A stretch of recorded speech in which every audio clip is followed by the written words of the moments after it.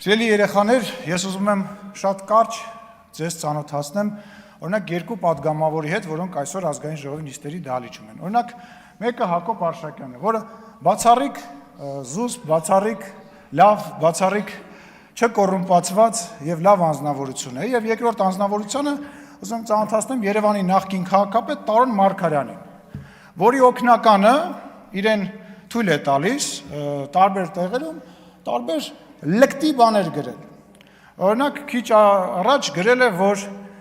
տոնածառը զարդարում են թանկ խանութից եւ մեկնաբանել է լափել միջև վերջ ալեն։ Հիմա ես ինչ եմ առաջարկում։ Ես առաջարկում եմ Տարոն Մարգարյանը իր օգնականին վերցնի ու գնա իրան ստուն,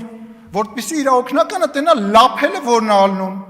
Տանի դատարան, որտեղ 2 միլիարդ դրամի պետությունը միայն փողապահանջում, կարա տանի Սերժ Սարգսյանեն ստուն, կամ Սերժ Սարգսյանի փեսուտուն, կամ այն մյուս փեսուտուն,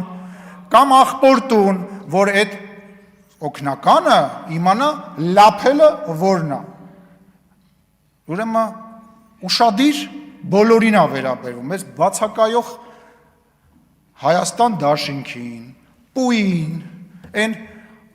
ավել պակաս խոսացող Facebook-յան, չգիտեմ, ակտիվիստներին, դերասաններին, կապիկներին, փող վեկալող մարդկանց, այո, մենք ընդունել ենք էթիկայի կանոնագիրք, բայց հանկարծ չսխալվեք, բոլորդ ձեր պատասխանը օրենքի սահմանում ստանալու եք, հանկարծ չսխալվեք, մեր դաստիարակությունը, մեր պատասխանատվության զգացումը հանկարծ չխառնեք, ես բոլորի անունից ինձ թույլ եմ տալիս իմ գործընկերների անունից ասեմ, կրկնում եմ, նախընտրական պրոցես է սկսվում, հանկարծ չսխալվեք։